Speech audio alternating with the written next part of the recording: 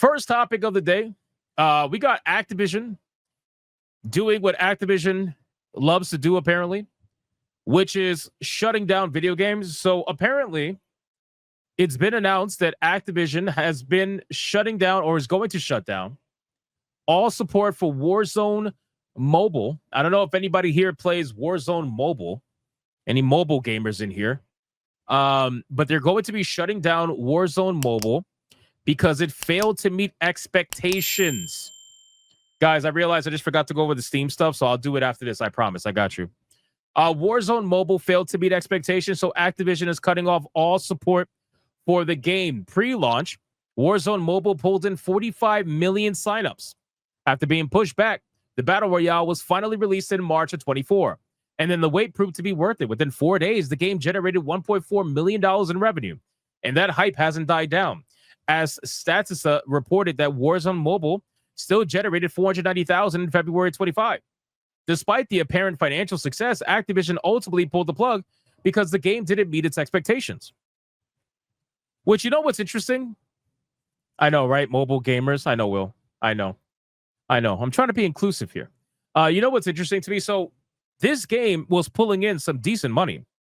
I mean, listen, $490,000. That's not bad. But the simple fact is, it's nowhere near what they need because development costs is just too ridiculous, right? These companies are too damn bloated. They got too much damn payroll. Their costs are through the roof. So a game, that's pulling in $490,000 a month is considered a failure to them, and they rather shut it down altogether.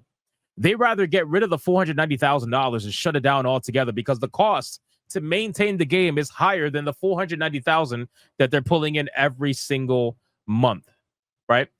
So Activision admitted the following.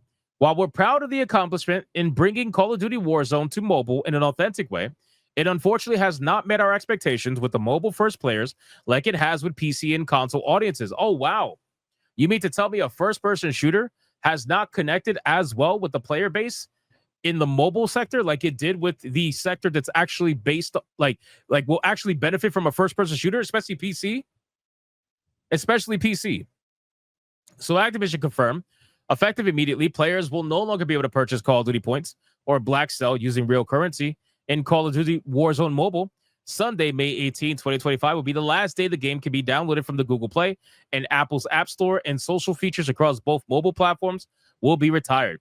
If you downloaded Warzone Mobile before Monday, May 19th, you will still have access to the game with continued cross-progression of shared inventories. The servers will still be active with matchmaking for online play, but there won't be any more gameplay updates or seasonal content. In addition, any unspent COD points can be redeemed and used towards in-game content on the official website. However, refunds for previously purchased in-game content or unused COD points are unavailable. Of course not. Why would they refund you? Of course not. They didn't provide a date for when the servers will be shut down officially. So basically, no more new signups, no more new downloads, no more new purchases. All social features are going to be taken offline, and you can only basically log into the game and play the game until they eventually shutter the whole thing and stop offering server access. So Old Man Cab was asking in the chat. He said expectations were 500K, shut it down. King George said, nah. Old Man Cab said, what the fuck? 500K and it didn't meet expectations? Fucking send me that and I'll shit a game for 20K and keep the rest. Yeah, man, you got to understand, when it comes to Activision and when it comes to especially now, Activision, Blizzard, Microsoft, because they're all together, right? It's through the roof, bro. When I tell you these people are bloated, when I tell you their payroll is bloated, when I tell you it is insane how much it costs for them to develop even something like a mobile game, Warzone, it is through the roof how much this shit costs.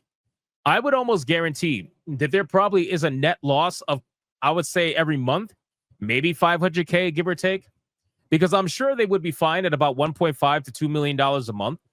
But once they dipped into the hundreds of thousands, they weren't happy anymore. At that point, the costs are they're just too high. They're too high. So again, if anybody played this game, unfortunately, it looks like it's not going to be there anymore. If you want to download the game, you still can, I believe, for right now. But they're going to take away the option. So if you wanted to download it for whatever reason, you have until May 18th in order to download it.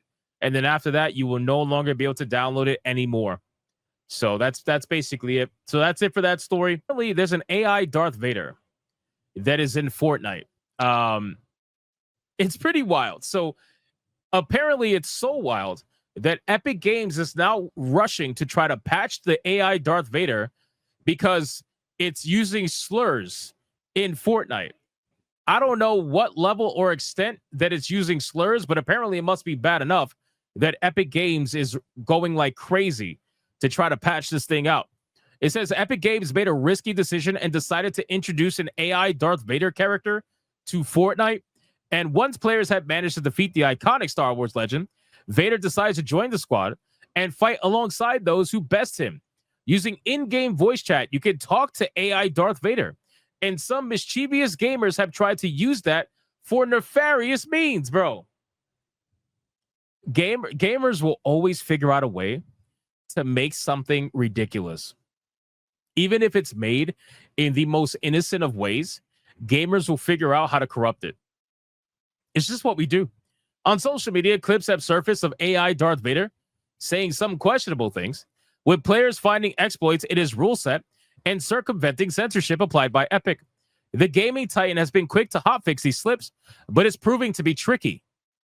It took mere hours for players to jailbreak AI Darth Vader in Fortnite, pumping him full of tricks to make him say slurs and other ill-sounding phrases. In a clip shared on social media by Gaspers, AI Darth Vader is tricked into uttering a homophobic slur, which earned a cacophonic reaction from those in the party. Friend already got the Vader AI to say it. No way, bro. No way. I can't even play it. I can't play it because otherwise I'm going to link this so that you guys can go check it out, but I can't play it. I already know what it is. It's the Melanie Mac word, probably. It's the Melanie Mac word. Epic Games was hot on the heels of this incident, writing in the comments under the post. Darth Vader was replying to the player's prompt around carcinogens in this context, and we have hotfix, so he should not respond that way. And this isn't the first example of players breaking AI Darth Vader either, and you can bet every dollar that it won't be the last. The rules controlling Vader make him unable to outright curse, mention V-Bucks, repeat too many lines related to Disney or Star Wars media, and he's prohibited from discussing the harming of children. Those rules are obviously imperfect, and the workarounds are being discovered. So I'm going to link the video